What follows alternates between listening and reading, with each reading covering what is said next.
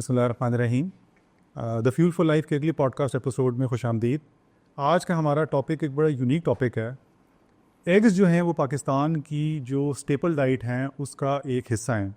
यानी अगर आप देसी नाश्ते को अगर आप नज़रअंदाज करें तो पाकिस्तान में कोई ऐसा हाउस होल्ड नहीं है जो कि कम से कम 1 या 2 अंडे से अपना नाश्ता नहीं करता। यानी एक ऐसी प्रोडक्ट है जो कि परवेसिव है पूरी पाकिस्तानी सोसाइटी के अंदर। और इस पॉडकास्ट के अंदर उसके जो हेल्दी बेनिफिट्स हैं उसके लिए हमने डिस्कशन के लिए बड़ी स्पेशल गेस्ट को आज जो है मदऊ किया है। और हमारे साथ और हमारे series regular doctor Hasnain Ashraf साहब हैं जो कि इनिशली लेयर एग के फार्मर भी हैं और उन्होंने पाकिस्तान के अंदर एक नई फार्मन की जो स्लो ग्रोन चिकन है ब्रीड है वो भी इंट्रोड्यूस कराई है। तो इनका जो लेयर यानी एग्स की ब्रीड के हवाले से जो एक्सपीरियंस है उस पर भी हम डिस्कशन करेंगे। आज हमारे साथ मौजूद हैं डॉक्टर आरिफ मलिक साहब जो कि DVM हैं और पाकिस्तान के अंदर इस टाइम के ऊपर जो one of the largest genetics companies Hendrix genetics के कंट्री हेड हैं। डॉक्टर साहब कैसे हैं? खैरियत से हैं? And we also have with us doctor टुन who is the Director Customer Service from Hendrix Genetics, and he's here on a short visit to Pakistan. Hi, Dr. Tun, how are you? Hello. I hope your stay here is, it's pleasant and comfortable. It's a pleasure always to come to beautiful Pakistan. Thank you. And also we have Dr. Rafael, who is from Spain, and he's also an official of Hendrix Genetics, and he's a global technical and veterinarian specialist for Hendrix Genetics. So, Dr. Rafael, I hope your stay here has been pleasant as well. You're very pleasant. Okay. Sure. Thank you very much. Thank you. Okay. अब अपनी podcast का बाकायदा आगाज़ करते हैं। सबसे पहला सवाल मैं हसनैन साहब से करूंगा क्योंकि हमारे वो सीरीज़ रेगुलर भी हैं। हसनैन भाई, सबसे पहले तो ये बताएं, अंडा सफ़ेद ज़्यादा हेल्दी होता है या ब्राउन? मेरा ख्याल है कि कोई डिफरेंस नहीं है एक्चुअली। अच्छा, there is no difference between brown egg or from the nutritional point of view. It's just color actually that dictates.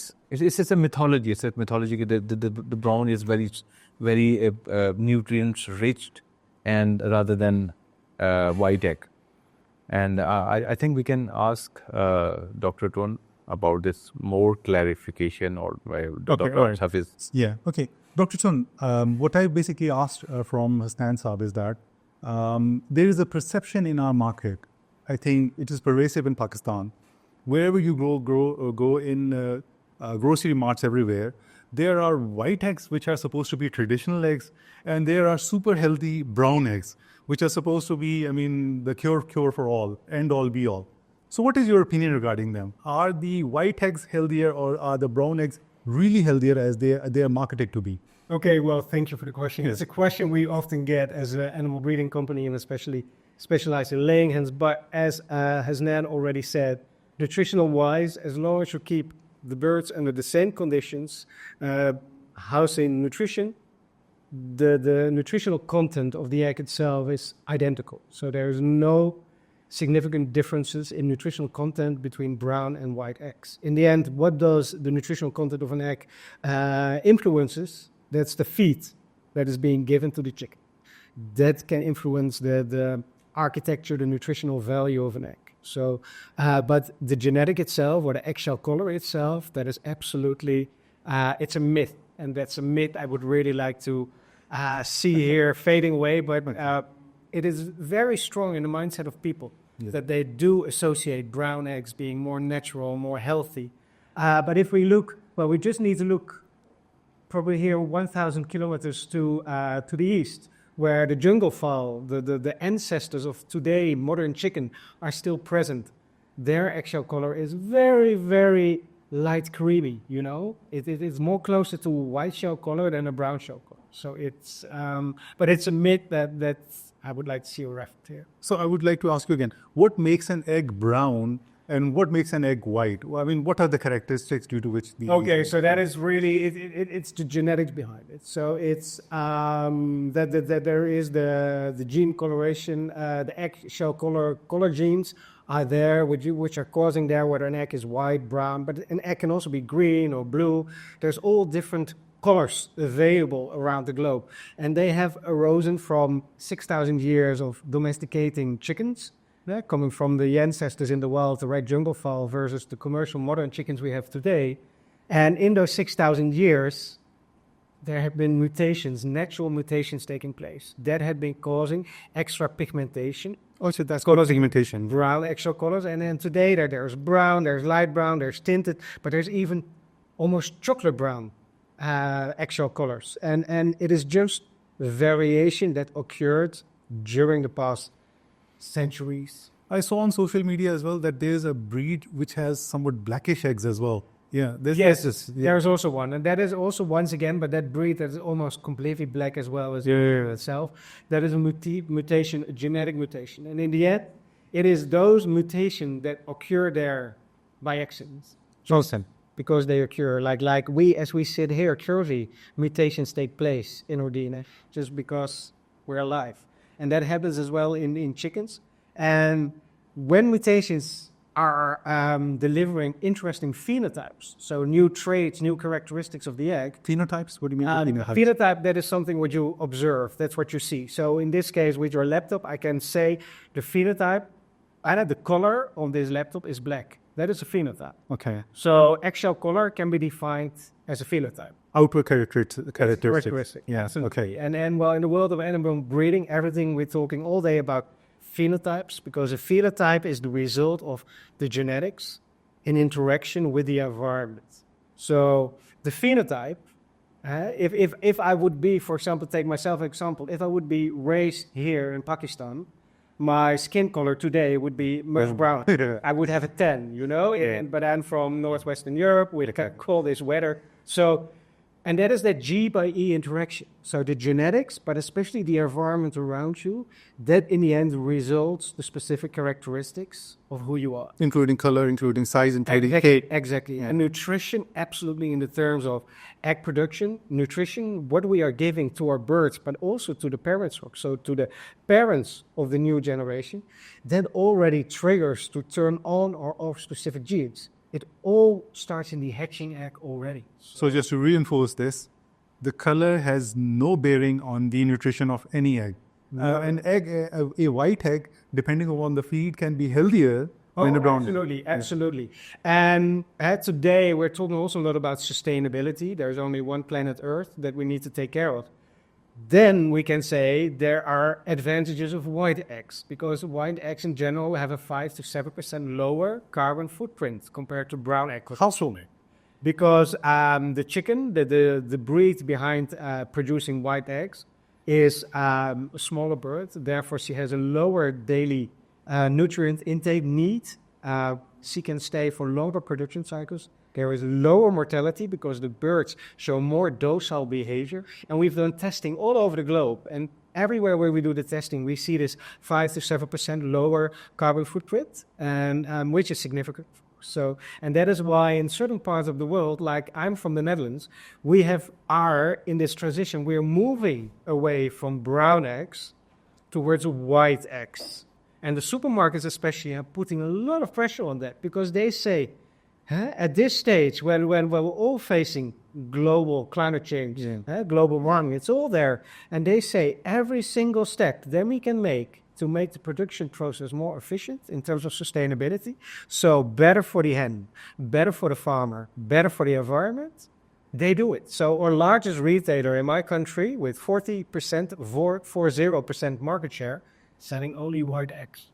This is actually new information for me, that the white egg is basically more environmentally friendly and has lower carbon footprint than the brown egg. I mean, thank you for imparting this work. Okay, अगला सवाल मेरा doctor आयत साहब के साथ है. मतलब doctor twin की बात को आगे लेके चलते हुए, हमने सुना है कि जी जो देसी जो अंडा होता है वो ज़्यादा न्यूट्रिशियस होता है बनस्बत जो कमर्शियली अवेलेबल अंडा होता है उसके मुकाबले में. तो और ये परसेप्शन है नहीं हर हाउस होल्ड के अंदर, वो ये कहते हैं कि जी कमर्शियल जो अंडा आ रहा है उसके मुकाबले में देसी ले लो अगर बच्चे कभी बीमार हो गए हैं, कोई इश्यूज़ हैं. तो आप इस वाले से क्या कहते हैं, इवन बुजुर्गों के लिए भी? देखिए, इसके लिए हमें पीछे जाना पड़ेगा. हमारे यहाँ जो देसी मुर्गी है, हमने अपने पेरेंट्स को, ग्रैंड पेरेंट्स को देखा है कि उन्होंने घर में मुर्गियाँ रखी होती थी. पहले गांव में घरों में 5-10 मुर्गियाँ हर घर में होती. हमारे अपने घर में होती थी. अपने घर में होती थी. तो जो उस वक्त हमें अंडा उन मुर्गियों से मिलता था वो ब्राउनिश होता था. ठीक है. light color, light brown, but not white. Most of them, 90% is brownish, tainted or something like that. तो जो हमारे बैक ऑफ माइंड में एक वो चीज़ जो हमारे एंसेस्टर्स की और हमारे माँ बाप ने हमें खिलाई पिलाई और जिसके लिए बताया कि ये अच्छी चीज़ है, खानी चाहिए, इसमें ताकत है, वो चीज़ अभी तक कंटिन्यू कर रही है. ठीक है. और उसका नतीजा ये है कि आज भी अगर आप शेल्फ पे देखें किसी स्टोर के, तो जो ब्राउन एग्स हैं या जो टेटेड एग्स हैं, उनकी प्राइस वाइट एग से ज़्यादा है. जी, बिल्कुल ऐसा ना. ऐसे ही है. तो वो जो हमारा एक जहन में एक चीज़ बैठी हुई है कि ये देसी अंडा जो है ज़्यादा ताकतवर है, वो सिर्फ वो वजह है, उसके अलावा इसकी और कोई वजह नहीं. आपको मैं एक छोटी सी मिसाल दूँ. जो मुर्गियाँ हम घर में पालते थे, हम उनको फीड नहीं देते थे. आज एक फीड की बोरी 6,000 रुपये की हम बना के मुर्गियों को खिलाते हैं, जिसमें जो इंग्रेडिएंट्स हैं वो इंसानों की खुराक से कहीं बेहतर होती हैं. अच्छा. Quality of ingredients which we provide and the chicken is much more better than what we eat. ठीक है.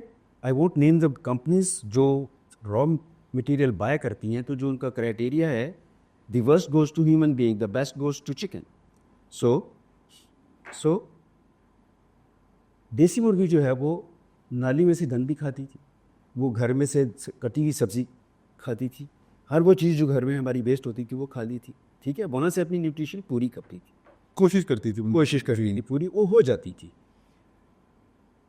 अब ये इंडस्ट्री ने इतना ग्रो किया है कि जो फीड हम बनाते हैं वो बैलेंस्ड होती. ठीक है. जैसे तुमने बताया और भाई ने बताया कि कोई फ़र्क नहीं है देसी ब्राउन में या वाइट में. तो फैक्ट यही है, आज भी बहुत सारी कंपनीज अपने अंडों के रंग को ब्राउन करने की मुख्तलिफ तरीके अडॉप्ट करते हैं. ठीक है. देसी रंग इजाज़त दे तो मैं बताऊँ. जी प्लीज़ प्लीज़. शुरू में जब ये ब्राउन अंडे, जब हम लोग इन चीज़ों को चेंज करके अपने फ़ायदे के लिए उनकी शक्लें तब्दील करने में माहिर है. तो शुरू में आज से 25-30 साल पहले ये था कि जो वाइट अंडा है वो उसको चाय की पत्ती की, ये मैंने भी सुना हुआ है. बिल्कुल से चाय के पत्ती में डालते थे, पकाते थे और थोड़ा सा पकाते थे तो चाय का रंग जो है अंडे पे आ जाता था, और फिर वो ट्रे में पड़ा होता था शॉप के ऊपर के जी ये देसी अंडा. देसी अंडा. ठीक है. ये यहाँ से ये मामला शुरू हुआ. फिर उसके बाद अब ब्राउन एग्स भी मार्केट में आना शुरू हो गए हैं, और कुछ कंपनीज ऐसी हैं जो उनको इंट्रोड्यूस तो नहीं कहना चाहिए, काफ़ी ऐसे से है, लेकिन उसकी मार्केट बढ़ रही है, बढ़ा रहे हैं.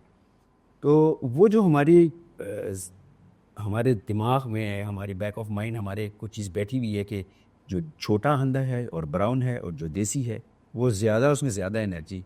तो कहने का मतलब, मैं टू कट इट शॉर्ट, जो फीड आज हम मुर्गी को दे रहे हैं और जो आज फीड हम मुर्गी को दे रहे हैं और जो अंडे वो प्रोड्यूस कर रही है वो एग्जैक्टली वही है, लेकिन ये बर्ड उन बर्ड से बहुत बेहतर बैलेंस्ड और न्यूट्रिटिव डाइट खा रही. तो इसलिए ये ख्याल अब जहन से निकाल देना चाहिए कि ये जो ब्राउन अंडा है ये देसी अंडा है, और देसी अंडा जो है वो वाइट से बेहतर है. ठीक है. ऐसी कोई बात यानी वो जो उस जिन्हें जैसा जो डॉक्टर टो ने भी जो कहा, और जो इस चीज़ को आप सेकंड भी कर रहे हैं, जी कोर्स भी कर रहे हैं, कि जो वो एग्स जिसकी डाइट को रीइंफोर्स किया गया है, यानी सप्लीमेंट किया गया है, जो कि देसी चिकन की डाइट से कहीं ज़्यादा बेहतर है, उसकी बुनियाद के ऊपर अंडा जो है वो ज़्यादा न्यूट्रिशियस भी होगा. ठीक है. My next question is from Dr. Raphael, and if Dr. Tone, if you'd like to add in it as well, you can jump in. You're more than welcome. Okay, how does a company such as yourself develop a super layer chicken? I mean, if we check, you referenced this as well, that the ancestors of the chicken were fowls of, I think, Southeast Asia. So they've now been developed to lay maybe 200 eggs per year. So, or maybe more, maybe more. Okay. So how do you basically develop such a chicken which is so robust and so productive, so that a local chicken, domestic chicken it is much superior to the domestic chicken? Yeah, of course it takes a long time. It's not something that you can do it immediately in the short term. So many years ago, at the end of the day, that's the basics of the genetic breeding program. In the past, how you can improve your productivity of your chickens, You just have a look on those who looks healthier and nicer and produce more eggs, and then you choose these individuals just to produce the next generation of birds. So this is just the basics. It's more or less what still we are doing today. We are in our populations of birds. We are choosing. But of course now it is not just paying attention to the aspect of the birds. We are measuring a lot of different traits, but coming from number of eggs, egg quality, internal egg quality, livability. So we measure a lot of traits, and we are selecting the best birds to produce the next generation. And of course, we are checking which combination of birds can produce really the best future generation. So that's making then generation after generation, our layers are laying more and more eggs. But also what is extremely important, and you can also add something if you want to, is just to have a very well balanced breeding program. If you just focus on one trait, let's say egg numbers, maybe we could progress even quicker, but maybe something could be lost on the way. Nutrition for design program. Well, for instance, maybe you can get a layer that's laying 600 eggs, but maybe the eggshell quality is not good enough. So we need to keep just the proper balance. And I think this is the key of our genetic breeding program, and this is the key of success. So I can't even imagine the level of fine tuning that may have been required to develop a layer which has good eggshell quality as well as nutritious eggs, and which also lays a large number of eggs as well. So if you should like to add something to it, yeah. Yeah, so indeed, the fine tuning, it's like today's laying hens, they are top athletes. That's always how we refer to them, top athletes. Because in the end, those laying hens that you see, Rafa already mentioned 600 eggs. It is reality. Today, we have the first birds reaching 600 eggs in a single production cycle. Well, 2 eggs per day. No. It's in a single cycle. You can keep them longer than 1 year. Exactly. So, okay. but today's laying hens, the vast majority will produce that egg a day. And every other day, a new egg will come and come and come and come. So, as Rafa said, the balance is absolutely key. And we are very fortunate to have a very good group of geneticists with really good capability, good set of brains. But everything is in the details. Everything is in the balance. Because as Rafa said, if you make a mistake, because of our global impact, we're responsible for more than 40% of global egg production. Global egg production. We as a breeding company or genetics is responsible for 40% around the globe. So if we make one mistake... 40%? So if we make one mistake, it can have massive impact. So therefore, you want to be very carefully what you do. That's why for us, everything is in the details. The accuracy of all the traits that we are measuring day in, day out, the accuracy is absolutely very relevant. But next to accuracy, we need to have variation. We shouldn't go too much into one single direction because as of our global impact, we have a massive responsibility. We have big shoes where we step into. So genetic variation for us is key. The only way how we can improve our breeds for the future is by utilizing genetic variation. That is definitely key in poultry breeding. And we have adopted a lot of new technologies because now today, from a day-old chick, there is no data on that chick, only the fact that it was born. But there's no egg production. You don't know anything about egg quality, whether the day-old chick will survive 500 days or all the way to the end. There's no data. But with today, we only need a single drop of blood. We will extract the DNA and we read out the DNA, just like it's a book. And we look at all the genetic information, the DNA information, and based on that information, we can already tell a few weeks later when all the information is coming back from the laboratories, whether this chicken has the good genes, carrying the good genes associated with good livability, high welfare, good persistency of egg laying, good egg quality, a good feed intake. So we keep on innovating. And all over the globe, we have birds being tested in the field. All the data that is being collected today will be uploaded tonight, being processed during the night by our big computers. Tomorrow morning, the genetics team can do selection based on the data of today And optimize the results. and optimize the results. And it's continuously, we keep on innovating, we keep on adding. Our global R&D budget is higher than, for example, percentage-wise, higher than an average car manufacturer R&D budget. We're really talking about high R&D budgets because we are biotech companies, R&D driven, where biology and biotech combined. अच्छा doctor साहब आपने हमने comment करना है 600 जो उन्होंने basically doctor tone ने जो कमेंट किया था 600 एग्स के ऊपर, जिसमें मैंने कहा कि जी वो दिन में 2 अंडे दे देती हैं। तो एक ये आपसे आप यानी कुछ कहना चाह रहे थे, उस पर मैं आपको ज़रूर कमेंट लेता हूँ। दूसरा मेरे जहन में एक खुद ये सवाल था, मैं फैसनैन भाई ने भी ये पॉइंट आउट किया कि ये जो अंडे के साथ जो गर्मी का जो कॉनोटेशन है ये क्या है, यानी कि काफ़ी लोग कई बार ना रुक जाते हैं कि ज़्यादा अंडे खा लिए तो हम कोई, जिस तरह फैसनैन भाई ने बात की, फटी नहीं बात चक्कर ठीक है। तो कहीं इन 2 चीज़ों पर कमेंट करें। वो उसमें एक चीज़ है कि क्योंकि तुमने जो एक्सप्लेन किया है वो हमारा R&D और हमारे रिसर्च जो कंपनी में बहुत अरसे से चल रही है, बस चलती रहेगी, और जिसमें उन्होंने बताया कि हमारा बजट जो है उसका बहुत बड़ा हिस्सा जो है R&D पे है। उसी की वजह यह है कि आज हम पाकिस्तान में आने वाले दिनों में सबसे ज़्यादा अंडे प्रोड्यूस करने वाले बर्ड्स की कंपनी हो जाएंगे। ठीक है। अच्छा, जहाँ तक आपका वो 600 अंडों का था और वो बड़ा जायज़ सवाल था कि मुर्गी दिन में 2 दें, ऐसा नहीं है।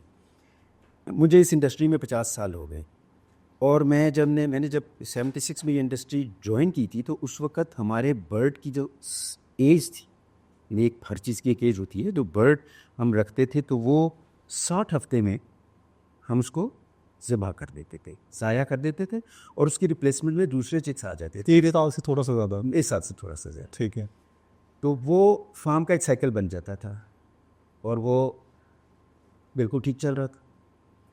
ये जिस इंजीनियरिंग की, जेनेटिक इंजीनियरिंग की बात कर रहे हैं, उसमें जहाँ मुर्गी की अंडे देने की कैपेसिटी बढ़ाई है, वहाँ उसकी एज बढ़ गई है, यानी प्रोडक्टिव एज बढ़ गई। 7 हफ्ते में हम इसलिए उसको कल कर देते थे कि वो इसका ब्रेक इवन जो है कि जितनी फीड कितनी खा रही है, इसका खर्चा कितना हो रहा है, उस पर प्रॉफिट कितना हो रहा है, वो बैलेंस कम हो जाता था और वही कम जाता था उसके। ठीक। 2 चीज़ें हुई हैं इस रिसर्च डेवलपमेंट में, एक तो प्रोडक्टिविटी बढ़ी है और दूसरा बर्ड की, और दूसरी बात यह है कि वो स्पैन बढ़ता जा रहा है। 60 हफ्ते से वो 70 हफ्ते पे आया, 90 हफ्ते पे आया, फिर 100 हफ्ते पे आया। 100 हफ्ते पे हमने कंपनी ने एक टारगेट रखा कि in 100 weeks our bird can produce 500 eggs, right. तो जो आपने कहा था कि ये एक मुर्गी जो है वो 200 अंडे देती है, तो वो देसी मुर्गी ऐसे ही है, 200-250 से ज़्यादा नहीं देती। लेकिन फर्स्ट टारगेट हमारा ये था कि हमने 100 हफ्ते में 100 एग्स लेने, 100 वीक्स में हमें 500 एग्स लेने हैं, सॉरी। अब हमने इसको और बढ़ाया, उस बर्ड की जो लिवेबिलिटी है और उसकी जो प्रोडक्टिविटी है उसको हमने बढ़ाया। तो 117 हफ्ते में हम 600 अंडे लेने के ऊपर जा रहे हैं, यानी 2 साल तक पहुंच गई थी। एग्जैक्टली। पहले जो 7 हफ्ते में जो उसकी लाइफ थी, प्रोडक्टिव लाइफ थी, उसको हमने डबल कर दिया। तो वो बेसिकली दिन में 2 अंडे नहीं हुए, लेकिन वही बर्ड बगैर किसी रुकावट के आपको मुस्तकिल एक 80%, 85% टू सम एक्सटेंट 90% प्रोडक्शन देती है। ये डिटेरियोरेट हुए बगैर चीज़ लाइक ये डिटेरियोरेट हो रही है, तो वो इस तरह 2 अंडे बन जाते हैं। मैं समझ गया, ठीक है। यानी 2 साल तक बेसिकली Exactly. इसकी एज को भी ले गए और उसकी प्रोडक्शन को भी डाल। इवन की जो पीक प्रोडक्शन है वो 98% प्लस तक भी पीक प्रोडक्शन जाती है, और वो भी मंथ्स के हिसाब से। 98 प्लस मतलब यानी कि 90, अगर आपने 100 मुर्गियाँ रखी हैं तो उसमें 98% मुर्गी अंडे दे रही है। ठीक है। 98 मुर्गियाँ अंडे दे रही हैं, और वो लॉन्ग टाइम लाइक 1 मंथ तक वो, it's depend upon the rearing, आप उसको पालते कैसे हैं। ठीक है। तो अच्छा आपने मैं डॉक्टर राफेल या डॉक्टर तुमसे कोई सवाल भी करना था इसी पर्सपेक्टिव के अंदर, काइंडली आप मैं तो उससे पहले ना मैं सर से कर, अच्छा सर, हमारे एक बड़ा वो सोसाइटी में है जी, कोई बंदा मुर्गियाँ लेने आए ना, तो ये मुर्गियों की फीड लेने आए ना, वो कहता है यार हमने मुर्गे भी रखे हुए हैं, اچھا مرغی کیوں رکھیں؟ میں نے کہا جی مرغی رکھیں نہ نہیں رکھیں گے تو مرغی انڈا نہیں دے گی. یہ بھی ایک بڑی مسکنسیپشن ہے کہ مرغا فرٹائل ایگ جو ہے ایگ فرٹائل ہوگا تو ایگ لے ہوگا, فرٹائل نہیں ہوگا تو یہ بات کر رہے ہیں کیا کر رہے ہیں؟ صرف ایگ لینگ, جسٹ ایگ لینگ, ایگ لینگ کے لیے مرغا رکھنا ضروری ہے. دیکھیں ہماری ہسٹری جو ہے نا ہمارے ملک کی, ہم لوگوں کی, آپ کو ہر سوال کے جواب میں 40-50 سال پیچھے جانا پڑے گا. اس کی وجہ یہ ہے کہ ہم گھروں میں مرغی رکھتے تھے, میں نے پہلے بھی ذکر کیا ہے, تو وہاں پر یہ ہوتا کہ 5-7 مرغیاں ہوتی تھی, ایک مرغا ہوتا تھا, وہ انڈے دیتے تھے, اور پھر بعض اوقات ہم انڈوں کو اکثر بلکہ رکھ کے پھر ان سے چوزے نکالتے تھے, اور used to have that cycle again and again. So اس سے لوگوں کے ذہن میں یہ آیا کہ انڈا مرغے کی موجودگی میں نہیں آتا, جیسے انسان کا بچہ مرد کے بغیر نہیں آتا, تو وہ چیز جو ہے, اور اس میں ہمارے مولوی حضرات جن کی میں بہت قدر کرتا ہوں, بہت رسپیکٹ کرتا ہوں, ان کا بہت بڑا ہاتھ ہے, کیونکہ انہوں نے اس معاملے میں بہت کارہائے نمایاں انجام دیے ہیں, اگر میں نے صحیح کہا ہے سنیں لفظ. وہ اس طرح کہ مجھے وہ وقت یاد ہے 60s میں کم عمر تھا, تو اور لاہور کی نہر کے قریب ہمارا گھر تھا, تو ایک دن صبح ہم نے دیکھا کہ نہر کے اندر ہزاروں انڈے پھینکے ہوئے ہیں. ہمیں نہیں پتا تھا کہ یہ کیا ہے, تو پتہ لگا کہ مولوی حضرات نے یہ فتویٰ دیا ہے کہ وہ انڈا جو مرغے کے بغیر پیدا ہوتا ہے وہ حرام ہے. اب وہ فارمر حضرات جنہوں نے اس وقت ہزاروں روپے کے پیک خرچ کر کے فارم بنائے تھے, اور ہماری جیسی, میرا تعلق پی آئی شیور سے بھی رہا ہے اور لیور بردرز کی سے بھی رہا ہے, تو میرا سارا وقت اسی میں گزرا ہے. تو یہ بعد میں پتہ لگا کہ اس وقت وہ انڈے پھینکنے پڑے کیونکہ nobody was ready to buy those eggs. اچھا یہ حرام ہے, پرسیپشن یہ حرام ہے. whereas اگر آپ نے اس انڈے سے بچہ نکالنا ہے تو آپ کو مرغا ضرورت ہے, ادروائز مرغی کا ایک اپنا سائیکل ہے, ایولیوشن کا ایک سائیکل ہے, جس میں وہ روزانہ کا ایک انڈا یا کچھ گھنٹوں کے بعد ایک انڈا جو ہے اس نے آنا ہوتا ہے اس کی فلوپین ٹیوبس میں, اور پھر وہ اس نے رات بھر میں ڈیولپ ہونا ہوتا ہے اور صبح وہ لے کر دیتی ہے. تو یہ ایک مس کانسیپٹ تھا, اور طارق صاحب کی فرمائش میں نے یہ بات کر دی ہے, کیونکہ اب یہ حقیقت ہماری پولٹری انڈسٹری میں جب بھی آپ کوئی بات دیکھنا چاہیں گے یا جس پہ آپ غور کرنا چاہیں گے یا کچھ جاننا چاہیں گے, تو آپ کو اس کے بیک گراؤنڈ میں 40-50 سال پہلے جانا پڑے گا, چاہے وہ برڈ کی پروڈکٹیوٹی ہو, چاہے وہ انڈے کا مرغے کے ساتھ ہونا ہو ضروری ہو, یا انڈے کا سائز ہو. اور جیسے ابھی حسنین بھائی نے کہا, جہاں ہم نے اس کا سپین 117 ہفتے تک کیا ہے نا, اس کے ساتھ ساتھ ہم نے اس کی لیویبلٹی کو بھی بڑھایا ہے, یعنی برڈ کم مرتے, تو جب زیادہ برڈ ہوں گے تو وہ ان کی انڈے زیادہ ہمیں مورٹیلٹی ریٹ کم کر مورٹیلٹی ریٹ بھی کم ہو جائے, اور وہ اس میں وہی جینیٹک انجینئرنگ کا مین ہاتھ ہے. اور دوسری چیز کیا آپ کچھ پوچھ رہے تھے؟ یہی بات تھی جلدی والی بات, گرمی والی بات. ہاں, پھر میں پیچھے چلا جاؤں گا کہ ہمارے پاس ڈاکٹرز حضرات کم ہوتے تھے, حکیم زیادہ ہوتا, ابھی بھی ہیں, ابھی بھی ہیں. تو حکیم جو ہے نا, اس کی فلسفی ریوالو کرتی ہے کہ یہ گرم ہے, یہ سرد ہے, یہ خشک ہے, یہ تر ہے, ٹھیک ہے. بس میں یونانی ہے, وہ گریک سے کہتے تھے, وہ 4 وہ ایلیمنٹس ہوتے ہیں. جی ہاں, فائر ہے. بیسیکلی گرمی کیا ہے, وہ انرجی ہے, ٹھیک ہے. فش میں بھی آئل زیادہ ہوتا ہے, تو ہم گرمیوں میں نہیں کھاتے جی مچھلی گرم ہوتی. انڈے میں بھی آئل ہوتا ہے اس کی زردی میں, تو ہم نے ایک وہ کانسیپٹ بن گیا ہے کہ یہ اس لیے گرم ہے, جب حالانکہ اس میں کوئی تعلق نہیں. پاکستان کا پر کیپیٹا کنزمپشن جو ہے وہ 2 فگرز ہیں, 68 eggs پر پرسن پر ایئر, اور somebody says that it is 70 eggs per person per year, ٹھیک ہے. کم ہے, بہت ہے, بہت کم ہے, اور یہی وجہ ہے کہ اس وقت میں پولٹری انڈسٹری کے گرو کرنے کا بہت چانسز ہیں. یورپ میں 200 سے لے کے 300 انڈوں تک پر کیپیٹا کنزمپشن ہے پر ایئر. جاپان میں اٹس لائک 300 مطلب اٹھتے ہی پہلے انڈا کھاتی, لائک جیسے آپ نے کہا کہ ناشتے پہ ضروری ہے. لیکن ہم لوگ اپنے بچوں کی جو تربیت کر رہے ہیں, میرا خیال ہے اس میں ہمیں بہت بڑی چیز کو ایڈ کرنا چاہیے, اور وہ یہ ہے کہ اس کانسیپٹ کو ختم کرنا چاہیے. میں نے بنگلہ دیش میں بھی کام کیا تقریباً 10 سال. بنگلہ دیش کے لوگوں کی جو فیڈ ہے وہ مچھلی, چاول اور دال ہے. ठीक है ठीक है, जी। वो 12 महीने मछली खाती, उनको तो गर्मी नहीं होती। हाँ वो तो पता क्यों नहीं होती? हब्स वाला मौसम यहाँ से ज़्यादा हब्स वाला मौसम है ह्यूमिड। तो ये कॉन्सेप्ट जो है इसको आहिस्ते आहिस्ते हमें ख़त्म करना चाहिए, और आप जैसे लोग जो हैं वो मेरा ख्याल है इस मामले में बहुत बड़ा अच्छा किरदार अदा कर सकते हैं, जनरल पब्लिक को ये बताने के लिए कि ये वो चीज़ें हैं जिनको बच्चे की ग्रोथ जो है उसमें अंडे का बहुत बड़ा हाथ है। ठीक है ना, वो एक स्लोगन है ना कि 2 अंडे उबले रोज़ के, चाहे संडे हो कि मंडे हो, कुछ 2 अंडे कुछ इस किस्म का है। It is very good slogan, I like it. और हमें अपनी पब्लिक को ये बताना चाहिए। सबसे बड़ी बात ये है कि अल्लाह ताला ने ये एक ऐसा प्रोटीन का कैप्सूल हमें दिया है जिसमें चाहते हुए भी हम एडल्ट्रेशन नहीं कर सकते। हाँ नहीं कर सकते, ठीक है। है ना, आप हर चीज़ में मिलावट कर सकते हैं ना। तरबूज में टीके लगाते हैं, बकरे को पानी का ला देते हैं, वो कर देते हैं।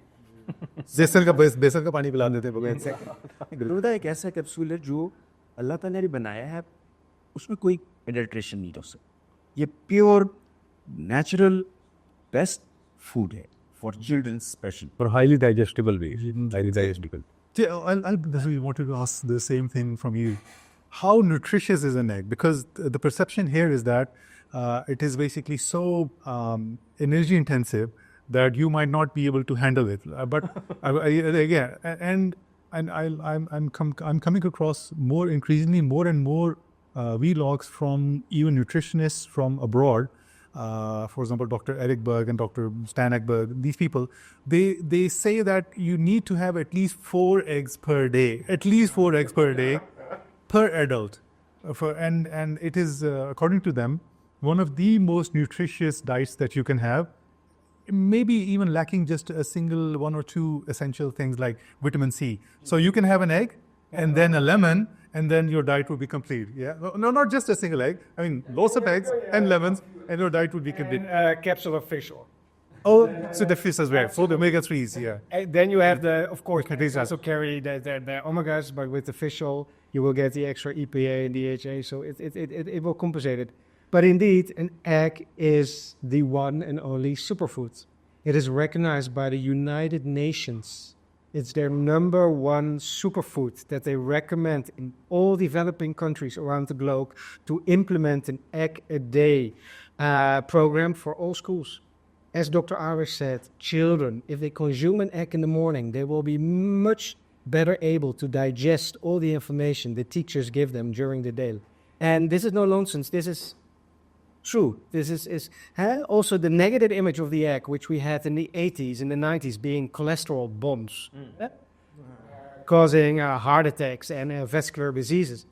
Today, eggs are okay. And as you said, 4 eggs a day, an orange or a lemon, well, maybe a mango, because there's also vitamin C in it, and plenty of fiber, because we need fiber as well for digestion purposes. And then either fresh fish or the fish on capsule, and you're done. You're okay. That's Your nutrition is complete. The daily requirements are complete. basically more or less it's complete. You can have a small bowl of rice together with it, but that's okay. And because it's truly a superfood. But also when you look to the egg itself, it is the basis of life. Life can come out of it. The only thing we need with a fertile egg, we need ventilation, we need temperature, and we need the proper humidity and some turning. That's about it for 21 days, and then you've got life out. It has all the ingredients for life. Yeah. Everything is in there. Everything is in it. So that's why it's made it super difficult, well, impossible to mimic. You cannot mimic the nutritional content of an egg. Absolutely impossible. Huh? Yeah. Because it's the basis of life. So it is super nutritious, and we're all in a good swing, and therefore there is super potential for Pakistan to adopt more eggs in their diet, because another big benefit of that is it's affordable. It is among the most affordable sources of animal protein around the globe. To be honest, there's hardly anything cheaper in terms of animal protein compared to an egg. And the other thing is it's protected already. The chicken, at the moment she lays it, she puts protection cover around it to cuticula. So it's protected. It has this natural antimicrobial barriers already given by the hen. It's well, we cannot be enthusiastic about it, of course, being working in the business day to day. But it is our responsibility and of the global egg industry, of all egg farmers of Pakistan, to promote the eggs, because especially eggs in the morning, and they are not associated with heat, because it's Dr. Raphael, he will confirm it. It's one of the most easiest to digest sources or food sources for human beings. Yeah, no, really it is. And as I already mentioned, it's a perfect composition of all the nutrients you need, especially you have also a lot of vitamin, a lot of minerals, because life comes out of this egg. So, fortunately now it is more and more recognized worldwide. I remember we working for more than 30 years in the egg industry. So I remember years ago the bad reputation because of cholesterol and so on. And now it's just the other way around. Many doctors, they're... I mean, it's been reversed across in the West. Doctors were prohibiting previously, and now they're prescribing that you need to add eggs here, personally. But this has not carried over to in Pakistan. Not yet. It will come. It will come for sure. It will come for sure. And still, maybe some old doctors still we have to get them understand. It is also a matter of the industry should make understand all those people that maybe this is something misconception from the past, that it is not reality. Science, you can show with science that it is no reason just for a severe restriction of the numbers of it to be consumed, just the other way around. And especially today, sports people enjoy sports. Yeah. And most of them, they are eating eggs. Yeah. Although, also for elder people, it is highly recommended for elder people because of the high content on protein. It really highly recommended, more than some artificial products or ultra-processed product. It's better just to eat eggs. And also the digestibility of it, especially for the elderly people and the young infants. It because of its wonderful digestible characteristics, it's for a body very easy to deal with eggs. You will not easily get the heavy stomach of eating eggs. And next to that, the unique characteristics of the egg. You can whip them, you can bake them, you can cook them, you can do anything. All sorts of things with egg processing, you can do the powder. So it's also a mission for all the chefs out there here in the Pakistani restaurants. Start utilizing them more. It's a beautiful source of nutrition. Very versatile, very diverse in its use, and that is the nice thing. Today we're living in this global world, and there's beautiful recipes out there. For example, shakshuka from Morocco, beautiful ingredient of eggs that you break open in tomato sauce and you let them boil in the tomato sauce. You can do the same in a beautiful curry that is a little bit more runny. Break your eggs in it and let them nicely cook in it, and they get beautiful the flavors of it. I'm hungry now. And it is perfect because from top chefs to people like me with poor cooking skills, you can prepare a very nutritious meal just basically. Yeah, it's the easiest recipe is to just fry an egg and just consume it. And I also like to admit one thing, but that although I always felt somewhat guilty that I've been consuming close to at least four eggs for the last 20-25 years, but people used to tell me, no, these are so bad for you, they have so many side effects and other things like and so on and so forth, and I used to feel fine and actually better rather than consuming you say fast food or the junk foods compared to them. So I think the latest the research is that even the nutritionists are now basically propagating these validate the concept that eggs are actually one of the most nutritious and beneficial foods for you. Okay, just one more question. Just one. I have good. What about the weather of the Mexico? It's a very Mexico hot climate and hot climate. And it has very high actually per annum consumption of eggs as well in the world. Oh yes, Mexico, Colombia, they're in the top three. Well, Mexico is number one. So it's. अब देख लें वो Mexican तो फिर मरे पड़े होने थे ना तो मैक्सिको बहुत गर्मी है और वहाँ पे हाईएस्ट कंजम्पशन है पर एनम एग्स की मैक्सिको में तकरीबन I think 360 we can say I think we can say. I think. Already more than 1 egg a day. And it's like a desert. इतने ही हार्ड तो वो मरे पड़े असल में वो जो हमारे यहाँ जो कॉन्सेप्ट है ना गर्मी सर्दी का हकीमा तो कुश्ते लेके खा लेने हैं ठीक है ना तो वो खा लेने हैं कि वो गुर्दे फेल कर देंगे Basically, you're talking about local steroids. They're called CRISPRs. Yeah. But final comment. Around the globe, the coming 10 years, the latest forecast of the Rabobank reports is that global egg consumption will grow with 20%. The global poultry meat consumption will also grow 21 or 22%. Eggs and poultry meat are the two fastest animal protein sources to grow on the global level because all religions will accept it. Yeah. So easy to digest, easy to produce, low carbon footprint. The carbon footprint of egg production is among the lowest of foodstuffs around the globe, making it truly superfoods. And with the challenges that this planet has for the future, eggs are there to grow in their essential role as staple food.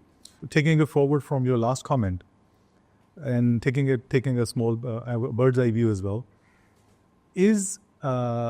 can genetics help solve Pakistan as well as other third world countries protein deficiency problem?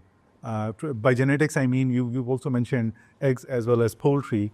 So can a combination of these help solve world's hunger, especially the third world countries? Absolutely. Because at this moment, well, we all know there should not be hunger at this stage in the world because there's plenty of production.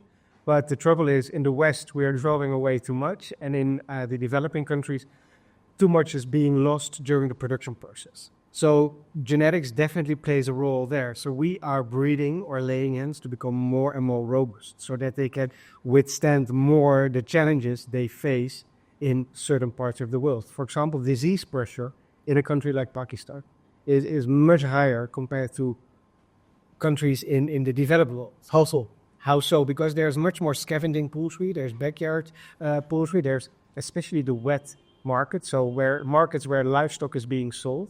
In the Western world, everything is mostly integrated in terms of broiler reproduction, so they directly go to the slaughterhouse, from the slaughterhouse being processed and everything, and it's going into the supermarkets. But here, where you have really a live bird market, which is the biggest part of your broilers go to today, is so there is so much transport of live chickens, and therefore the risk that disease carries along with those birds, it's there. So, and this is something we see in all those countries around the globe. The good thing is infrastructure is being built. Hey, you see here, just outside of Lahore, those massive slaughterhouses being developed. So you are now in this revolution zone. It's industrialization and more modern farms are being put up. There is closed farming being done with good ventilation, with proper vaccination schemes. You have access nowadays also to good vaccines. And that is something we definitely see in this part of the world, which is still under development, for example, in sub-Saharan Africa. Also there it's going rapidly, but not as fast compared to here. You are really much further ahead already compared to the real developing. So unless we are able to negate the environmental factors as much as possible, we would not be able to stop the chicken from catching diseases. You're basically saying this. Well, All right. but at the end of the day, also what I saw that is extremely important is biosecurity. Because at the end of the day, if you want to protect your birds, you should put some barriers just to avoid diseases entering the farm. And of course, conditions are different in different countries, but the main principles for biosecurity should be always respect. And we see also in different countries, farmers and egg producers are more and more aware on how important is biosecurity, because at the end of the day, biosecurity is the cheapest way to protect birds. If you don't have proper biosecurity, diseases are entering your farm. At the end of the day, probably we have to use some treatments and we are going to spend more money. But if you have good biosecurity in place and then you prevent diseases entering the farm, you make cash as a savings. And you produce much better. What are some of the ways to ensure biosecurity? And what is this concept? Biosecurity, you have some physical barriers, so just trying just to anyone to enter a farm. So it is extremely important just to keep everything out of the farm. And especially people is also very important. Yes, and that is something we see clearly the difference here because labor is relatively affordable in this part of the world. Yeah, it is. So instead of automation, you see here that there's a lot of human labor being done. But in the end, it's those humans that are carrying along a lot of diseases and bacteria along with them. So they are a big risk for us. And probably they have some cattle at home, some goats or sheep or some buffalo carrying diseases also from them all the way into the farm. So those barriers, disinfection, washing hands, those kind of simple things will definitely contribute to protecting your flocks for everything that's out there, because there's so much out there all over the globe. We've seen it now with avian influenza spreading globally, who is benefiting Pakistan at the moment, because we always say somebody, death will be the daily bread for someone else, because they will make some lose, other win because of that. So that's what's happening now, which is very good at the moment for the Pakistani egg industry. But is mindset. Biosecurity is mindset. You wake up in the morning and the first thing you should think, everybody dealing with all animals, biosecurity. How to make sure that I can prevent things from entering into my farms. Any contaminants from entering our farm. Sometimes some of the rules are very simple. Very simple. Just change your shoes, wash your hands, take your hands. Of course, take a shower. Now, be sure that you were not in contact with other birds just a few days before. I mean, they are quite simple. But also, biosecurity should be respected day after day and every hour, every minute, every second.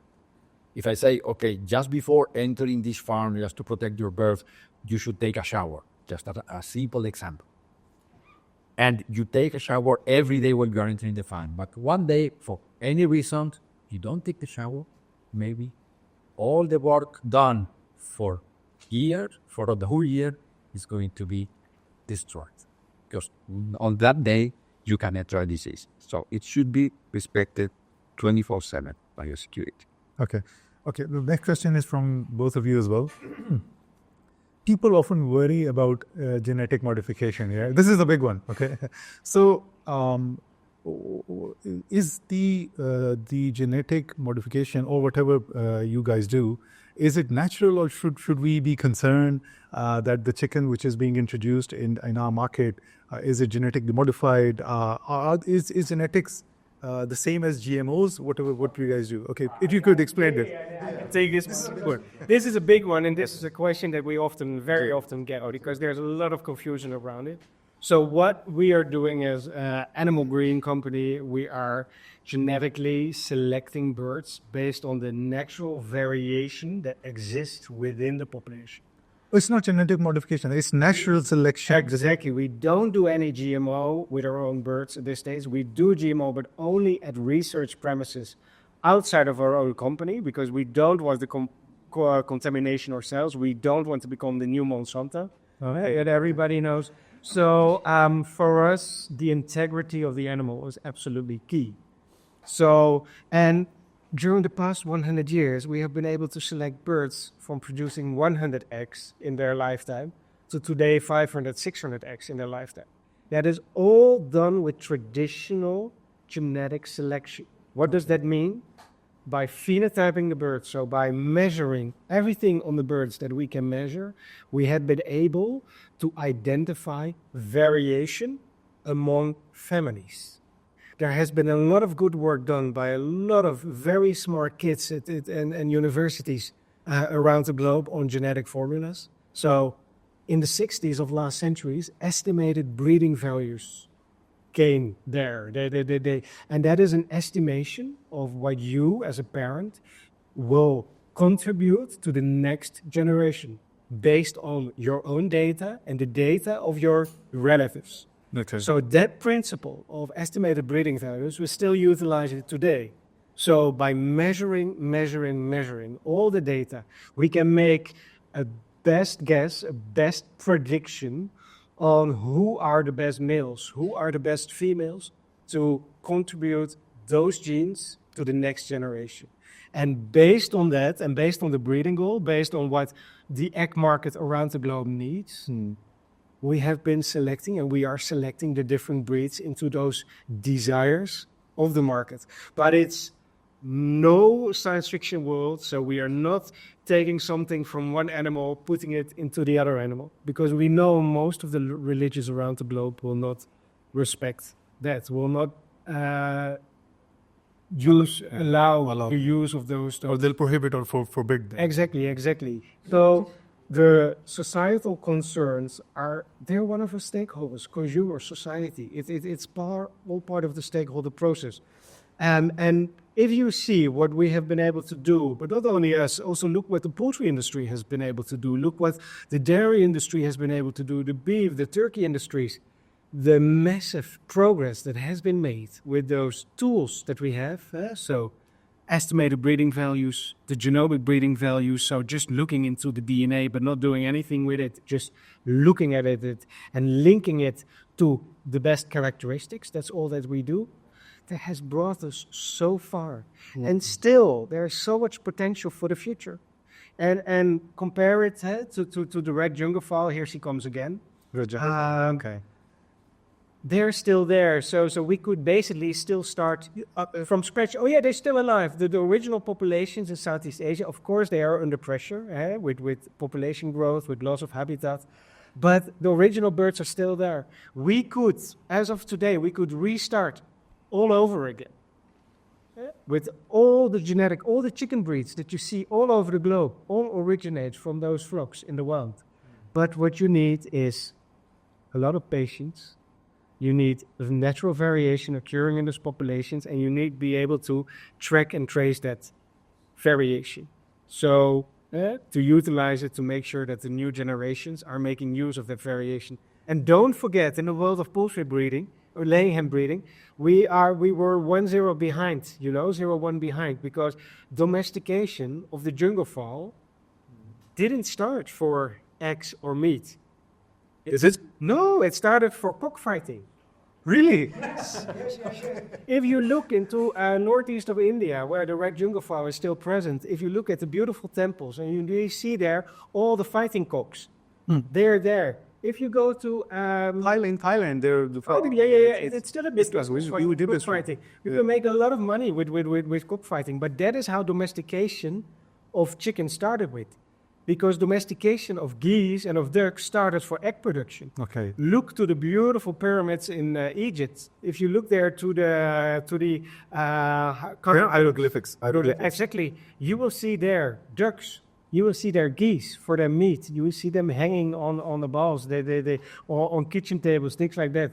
So domestication of the chicken started in terms of cockfighting. So it took us some time to get rid of those aggressive genes, and we're still working day in, day out to make the chicken of today more friendly, because you don't want the chicken to kill her groupmates. You want them to be docile, to be very social and very productive. I've got an anecdote to share as well. We had hens in one of our relatives' family, and one of the cocks, he basically just struck my daughter's face right here, and it's still a gash here. Yeah, so it's I can really relate that it's an aggressive breed if the original traits are found in. Okay, you mentioned ducks and geese as well. Doesn't your company focus on egg for production or meat production from ducks or geese? If yes, then why don't we see so many selections of breeds of ducks and geese? And also, if not, why not? Because there seems to be a lot of potential in ducks and geese for that as well. Yes, but it's so ourselves, we are not in duck breeding, but there's other companies that do. For example, the biggest duck breeding markets are there for China and for the south of France. Those are typically duck markets. Okay. But in terms of meat characteristics and egg characteristics and egg production characteristics, laying hens clearly have an advantage over ducks. Oh, okay. Also in terms of diseases, and in terms of the way how to manage the birds. And in terms of broiler meat, the leanliness. It's very lean meat, the broiler meat, and while duck feet is very fatty meat. Okay. So there's quite some different characteristics why the global growth is much higher for broiler meat and egg production compared to for duck or geese production. That may be the reason. Okay. Dr. Arif, आपसे मेरा अगला सवाल है. ये थोड़े सख्त सवालात हैं, तो मैंने कहा कि इस हवाले से ना सारी. तो अच्छा, अब बात ये कि अब इतनी माशाल्लाह प्रोडक्टिव ब्रीड्स को अगर हमने पाकिस्तान में इंट्रोड्यूस कराना है, तो उनको हम ज़ाहिर बात है हमें लार्ज स्केल के ऊपर ही हम इंट्रोड्यूस कराएंगे तभी प्रॉफिटेबिलिटी बनेगी. तो बेचारे छोटे फार्मर का क्या होगा? यानी वो जो कि शायद ये छोटा हैन हाउस लेके रखा हुआ है अगर उसने, तो वो जो है उसके लिए वाइबल या फीजिबल तो नहीं है. यानी क्या हम छोटे फार्मर्स के साथ भी काम करते हैं अगर, या सिर्फ ये कि बड़े फार्मर्स को ही हम जो है वो केटर कर रहे होते हैं? नहीं, फिर पीछे जाओ. ठीक है. मेरा प्रॉब्लम ये है कि मुझे मैं हर चीज़ को जब पीछे से रिलेट करता हूँ तो मुझे जवाब के लिए. ठीक है.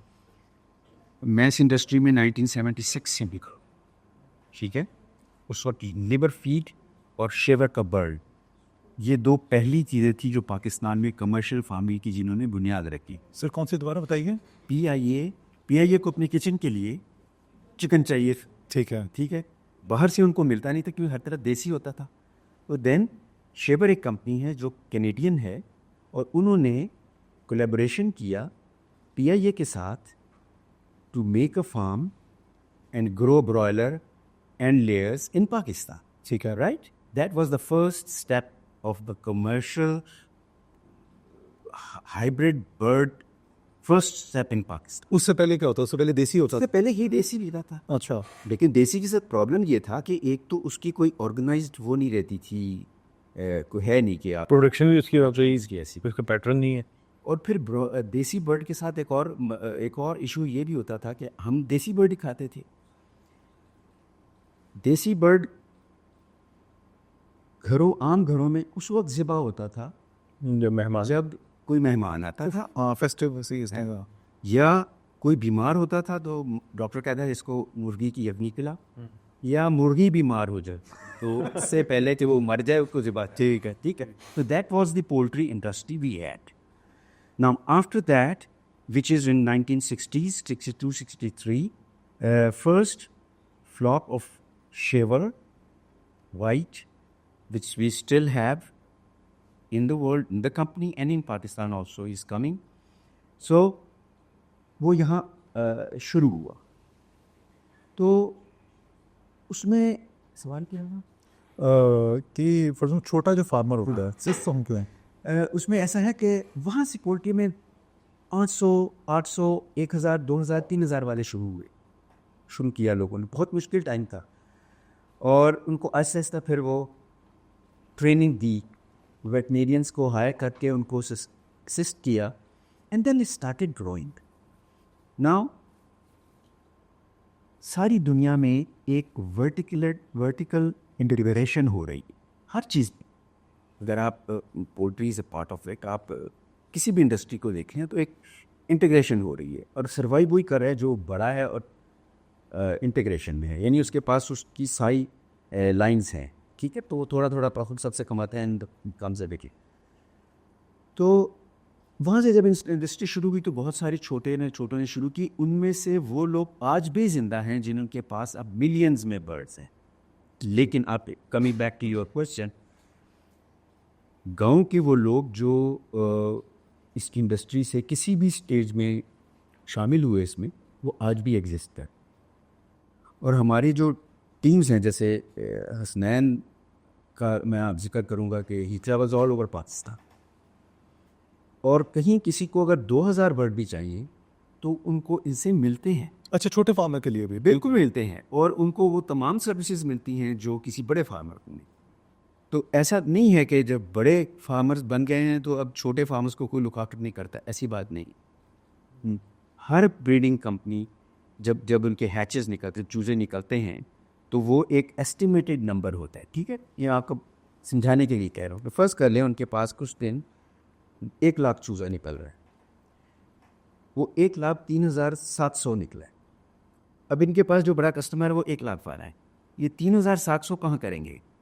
इनके पास लिस्ट में ऐसे लोग मौजूद होते हैं जो जिनके ऑर्डर्स इनके पास होती है। ठीक है। तो ऐसा कतई नहीं है कि हमारे जितने भी ब्रीडिंग कंपनीज हैं, जितने भी बड़े फार्मर हैं, वो किसी कंपनी से भी रिलेटेड हैं, तो वो कभी भी किसी छोटे फार्मर को इसलिए नहीं छोड़ते कि वो छोटा है। उनको पता है कि यही छोटा फार्मर जो है आने वाले वक्त में ये इसने बड़ा भी होना है। और इस वक्त जितने बड़े हैं, अगर आप उनकी हिस्ट्री देखेंगे तो वो चंद 100 से शुरू उन्होंने किया, चंद 100 से 1000 नहीं, वो आज भी कर रहे हैं। अब उनकी नेक्स्ट जनरेशन आ गई है, अब बच्चों ने वो कारोबार संभाल लिया और वो उसको वक्त के तकाज़ों के मुताबिक अब वो उसमें डाइवर्सिफिकेशन में भी जा रहे हैं, जिद्दोजहद में भी जा रहे हैं। तो इस तरह ये ऐसा नहीं होता, वही छोटे बाद में बड़े होते हैं और ये एक साइकिल है जो चलता रहता है। बहुत सारे छोटे शुरू होते हैं, अगले साल उसको डबल करता है, फिर और आगे बढ़ाते हैं लाइव वाइज। ठीक है। अच्छा स्नैप भाई, मैं आपसे एक सवाल पूछना चाहूँगा कि हैचेबिलिटी आप कैसे इंप्रूव करते हैं लेयर केक चिकन की, क्योंकि आप तो ऑन ग्राउंड फार्मिंग कर रहे हैं ना? नहीं, उसमें शरीय भी ये है कि hatchability and it's all depends on genetics. अच्छा, यानी basically genetics, it's all about the genetics, and then nutrition plays a role as well. ठीक है। और बिकॉज अगर हम देखें देसी मुर्गी की देखें ना, तो उसकी कोई नहीं हैचेबिलिटी है, उसकी हैचेबिलिटी बहुत कम है। वो सारी बात है कि इट्स ऑल अबाउट जेनेटिक्स। जिससे जेनेटिक्स में चेंज आई है, इट्स अ मोर सोफिस्टिकेटेड किस्म का एक काम है जो कंपनीज ने डेवलप किया। जैसे दो फार्मर्स हैं, एक फार्मर जो है बहुत ज़्यादा ध्यान रख रहा है और दूसरा ध्यान नहीं रख रहा है, सेम चिकन दोनों के पास हैचेबिलिटी सेम होगी? नहीं, स्टिल ये तो सारी बात पेरेंट फ्लॉक की हम बात कर रहे हैं ना। ठीक है। और वो still depend on the genetics. ठीक है, मैं समझ रहा हूँ। ओके, डॉक्टर टन, There is one question. And in Netherlands, actually, your people are shifting from lower FCR to higher FCR bird in broiler industry. And people are making or striving to lower the FCR, and you are going towards the higher FCR. So why is this so? And I want to add one thing, but because for the genetic selection, I think there should be some limits as well. Because in the broiler industry, it says like in white broiler industry, like the breast is flavorless, and this is a concern for the rubber flavors.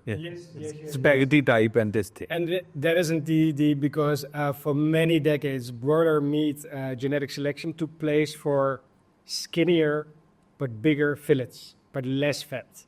Well, in the end, we all know what defines taste. That is the percentage of fat. Fat is taste. Yes. So you need to have a certain amount of fat in order to get taste. And that is why now we in the West are paying so much money for the special Wagyu. Wagyu beef, yeah. Because the fat is completely marbled fat, and that is now the thing that you see. The change that is happening in Western Europe is not driven by taste per se, but it's driven by solely animal welfare.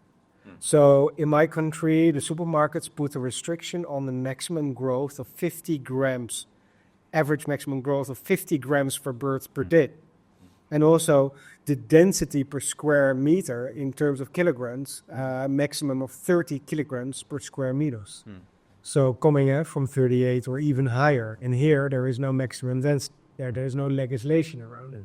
But What do you mean by that? Sorry. so in a broiler house, there's legislation now given by the supermarkets saying that the average density of chicken meat produced per square meter should not exceed 30 kilograms per square meter. Per square meter, okay.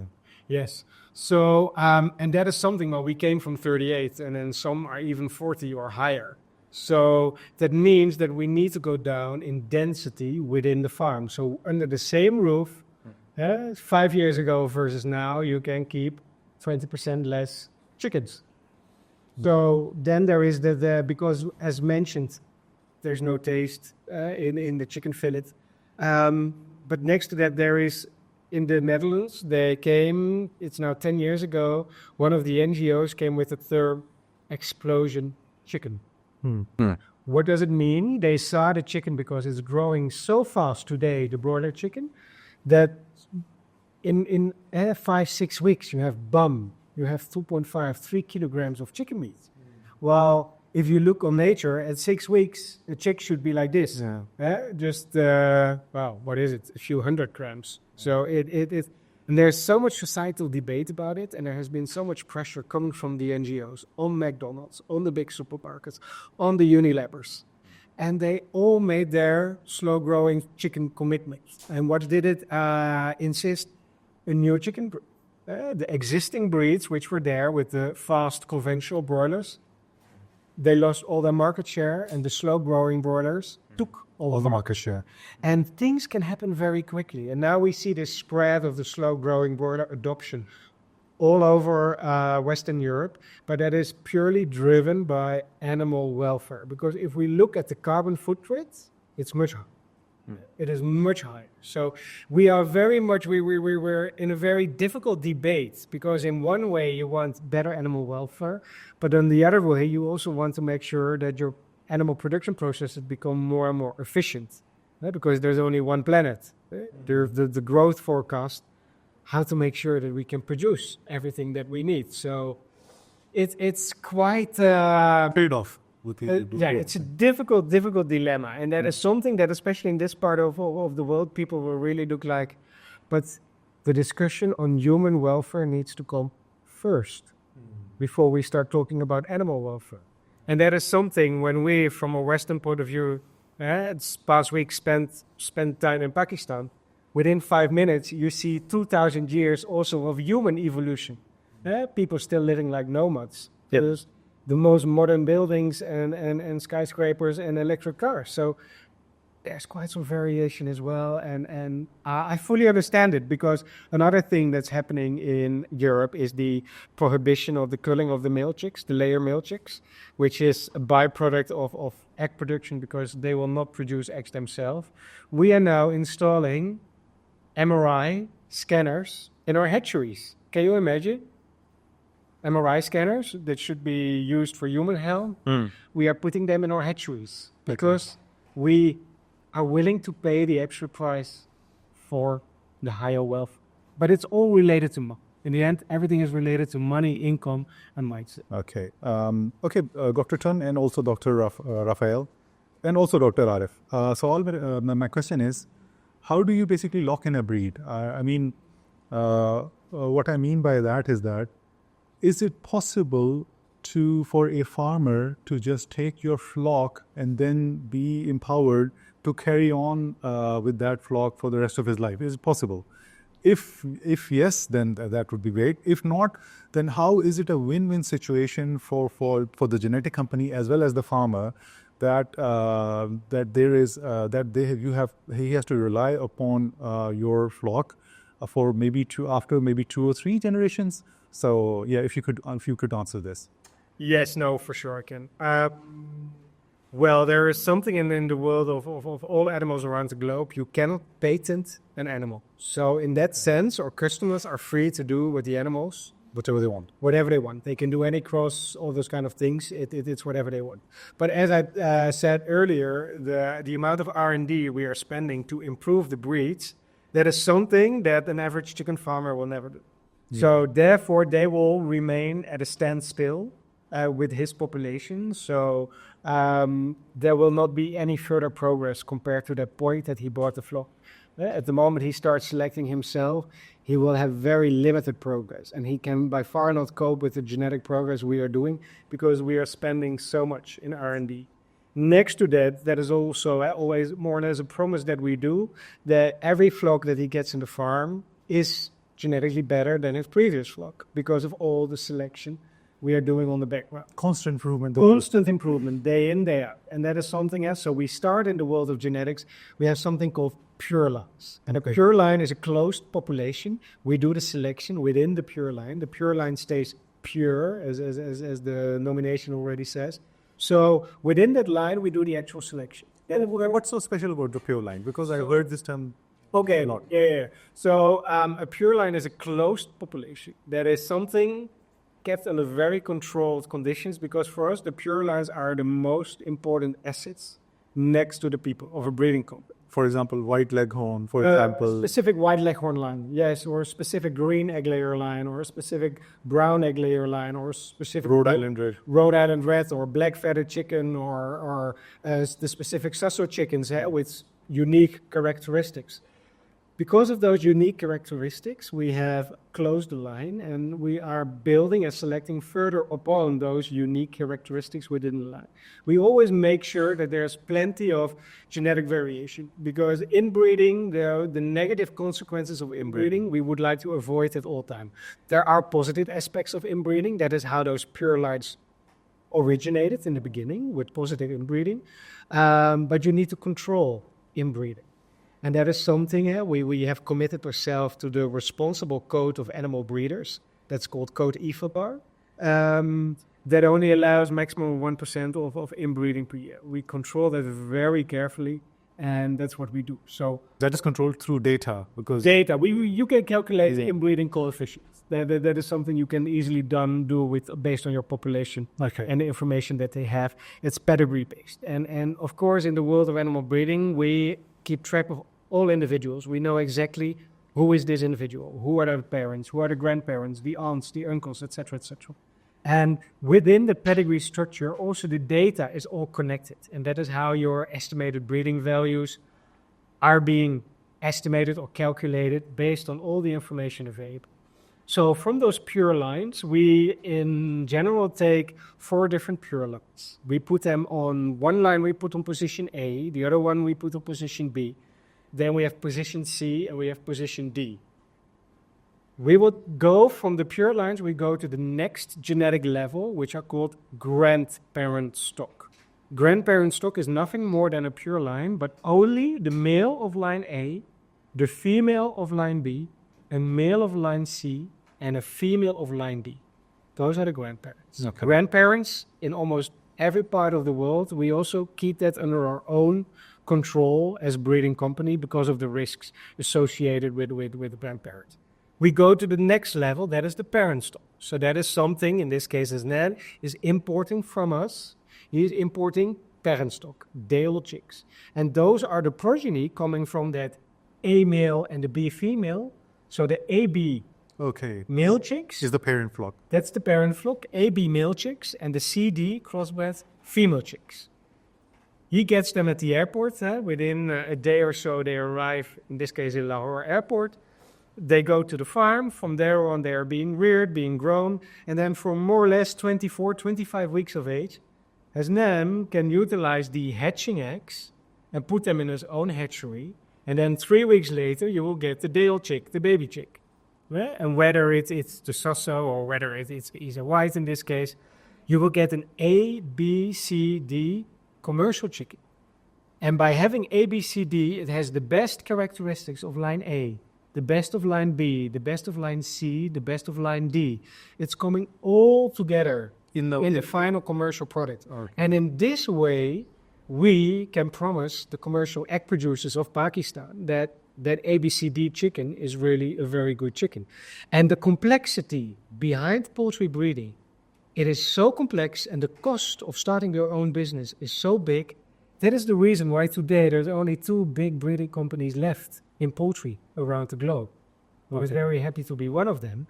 But we had put the clock back 120 years ago. There were thousands. Every region more or less would have its lines and its breeding technology. Then in the 40s of last century, hybridization was discovered. It was already done with corn, with maize. But by selecting different lines, the offspring would get the best characteristics of the parental lines and often was even better on average towards it. So that philosophy, that breeding philosophy also was applied then by the poultry breeders. And what did they say? Yes, the commercial offspring, the final product, was better than everything else in the chain because it was combining all those characteristics, and to that we got a gift given by Mother Nature called heterosis. And that is the word, it's heterosis. Okay. And that is when you have 2 differentiated populations, when you bring them together, that the offspring Has the best of both worlds. has the best of both worlds and even better. A typical example is always egg weight. Or pure lines on average do not go above 60 grams. Well, here the market wants big eggs, 61, 62, 63 sometimes. 65. 65s even, yeah. There's markets that want 67. It's a little hard market. Market that wants more than 70 grams. But it's such a complex world, and that is why it's such an advanced world today. And we have been able to safeguard all the genetic lines of all those breeding companies that we are carrying today, like Isa or Shaver, Bowdens, Decal, Badcock, Warren, etc., etc. We carry those pure lines. We maintain them. We improve them. And we try to make sure that our customers all around the globe get the best product with the best fit according to their market. So you're saying that it is a natural consequence that once you get the best characteristics in a flock, then because because the farmer is not able to maintain that genetic diversity, so that's why the next flock that he might get from that parent flock would start deteriorating because he can't invest that much in the genetics. Okay. All right. Yeah. And one clear example is within the world of genetics, we are making use of some very basic Mendelian genetics. So you might have heard of Mendel, one of the largest scientists in the world of plant breeding and plant genetics. He discovered all the color genes and things like that. And within our white leghorns, we have a principle called feather sexing. So the lines we are sending to Pakistan, the male lines, they all carry the fast feathering gene. The females carry the slow feathering gene. If you cross them together, their offspring, the females become fast feathering. Okay. The males are slow feathering. So in the hatchery, they can very quickly differentiate. But if you mix then those slow feathering commercial males with the fast feathering commercial males, the feather sexing technology is not applicable anymore. It's a trip we build in. This is the same for brown collar chicks. We are sending Rhode Island red males with silver Rhode Island white females. Those are white-feathered females producing brown eggs. In the hatchery, you will get brown female chicks, baby chicks, and yellow male chicks. But if you then cross them together, it doesn't make sense. The color sexing also doesn't work anymore. So we have built in these tricks to protect our business. Okay. Because as I said, we cannot patent our birds. We are very vulnerable in that sense. You can steal, copy, whatever, do what you want. And also for us, we need to have a reason to exist, to spend all this money in R&D to make sure that we can improve the total efficiency around the clock. ठीक. Okay. Usman भाई आपसे बस एक सवाल है. आपने Hendricks के ज़रिए जो हमने पिछली पॉडकास्ट के अंदर भी डिस्कशन की है, 700 की एक नई ब्रीड फार्मेन के ब्रांड नेम के साथ पाकिस्तान के अंदर इंट्रोड्यूस की है. उसमें और ये उसका अभी तक रिस्पांस रेट आपका क्या जा रहा है? दूसरी चीज़ ये है कि उसके हवाले से अगर आप मज़ीद कैरेक्टरिस्टिक्स अगर आप डिस्कस करना चाहें डॉक्टर आरिफ के साथ भी और क्या नाम है डॉक्टर राफेल के साथ भी. और The response is very good. ठीक है. And people... It is a slow-grown chicken. It's a slow-grown chicken, and it's a kind of middle between the white broiler and the village chicken. ठीक है. And its flavor, its texture, and it's a taste like just village chicken, and it's very outstanding. Okay. And I think in very short time we will keep on catching the customers and customers really showing the interest actually in this product. And I think I can ask Dr. Toon as well, because due to the white broiler genetic selection, there is concern about the flavorless breast or this thing, and people really liked our product, colored slow-grown chicken. So how do you see, like, because of the adaptability in Asia as well? And why was there a need felt to develop such a slow-grown chicken as well? Well, that's the thing, and that's also coming back to the slogan of Sasso. Sasso really colors your world. So there is a demand from consumers that want to have like typical village backyard chicken characteristics, but then especially related to the taste and to the phenotype, but with improved growth characteristics. The soup is very good as well. Oh, I drank it. It is so nice, so nice. And that is the nice thing with it. There's flavor, there's texture, there is, you really have the idea you're eating meat. There is, especially also when you look to the characteristics of the drumsticks, for example, it is wonderful. Somewhat often longer boned, darkish colored meat. Yes. And the birds, they have taken their time to grow. And that is what you taste back. That is reflected in the taste of the meat. That there is time, there is devotion to the birds, there is no use of antibiotics, there is being taken care with respect for the animals, for the producers, and there is definitely a big potential also here in the Pakistani market. Look to countries to the east, Bangladesh. It's the biggest market for Sasso around the globe. It is incredible the amount of Sasso products are being there, marketed and being sold because of their unique characteristics. And it's that combination of flavor, the taste, the way they are being kept. They're very robust, they're very resilient birds. They can withstand a lot of challenges that today's white-border chickens cannot withstand.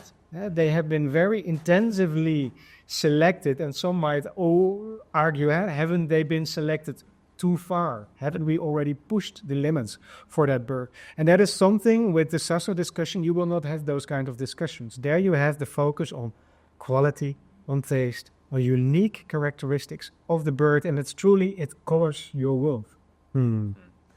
So मेरे ख्याल में ये हमारा आखिरी सवाल था. अगर इसके अलावा फॉर एग्जांपल हसनैन भाई, अगर आप कुछ और मज़ीद ऐड करना चाहते हैं, अगर सवाल पूछना चाहते हैं, क्योंकि मैं तो यानी बड़ी सेर हासिल गुफ्तगू हो गई है.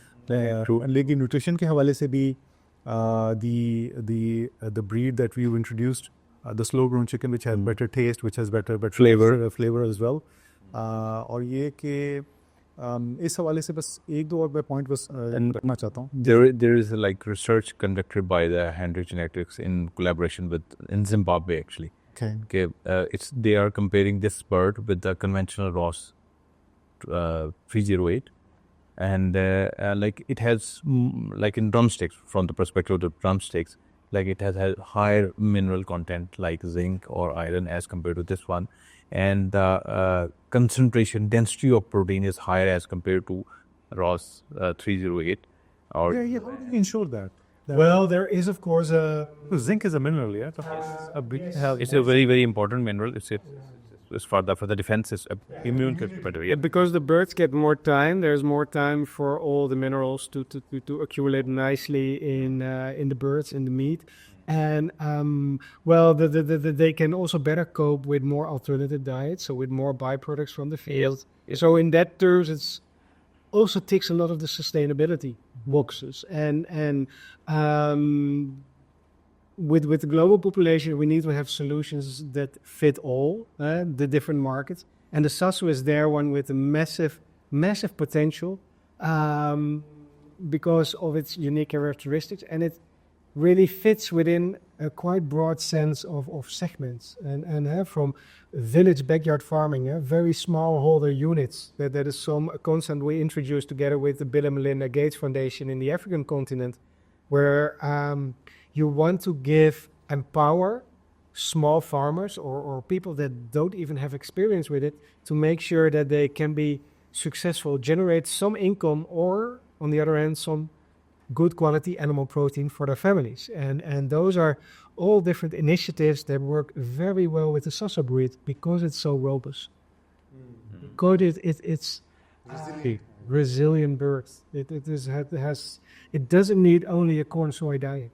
It will also survive on byproduct diets, on the leftovers, on the waste, scavenging themselves also some part of the feed, or having the organic diets being fed in the meadows with clover, alfalfa, grass-fed. So it's quite a unique breed, and it comes along with a big variety. We have more than 20 different varieties of Sasso, and that also ticks those boxes with genetic variation that consumers are today so concerned about. That the world is dominated by two broiler breeds. In terms of laying hens, it's different. Ourselves, we already offer 18 different laying hen breeds, but the total portfolio on broilers strays available is very small. So in this case, the Sasso really ticks all those boxes with eco-friendly, sustainable, quality taste. All right. On this high note, I would like to end our podcast. I would really like to thank Dr. Tunwan Dibrat, if I pronounced it correctly, and Dr. Rafael Lera. اور میں شکریہ ادا کرنا چاہوں گا doctor Arif Malik کا اور engineer یسنین اشرف کا جو بھائی انجینئر بھی ہیں GIK کے، اور سب آڈینسز کے لیے، یعنی کہ اس پوڈ کاسٹ کے اندر ہم جتنی چیزیں ڈسکس کر رہے ہیں، یعنی پاکستان کے اور اسپیشلی تھرڈ ورلڈ کنٹریز کے جو ہیلتھ کے جو ایشوز ہیں ان کو ریزالو کرنے کے اندر یعنی ہم اپنا کردار ادا کرنا چاہ رہے ہیں. تو اس کے لیے یعنی یہ کاوش ہے جو کہ ہم چلاتے رہیں گے، اور یہ کہ آپ کی دعاؤں کے ہم یعنی کہ درخواست گزار ہیں، اور یہ کہ اگلی ایپیسوڈ تک کے لیے السلام علیکم ورحمۃ اللہ وبرکاتہ، وآخر دعوانا الحمد للہ رب العالمین.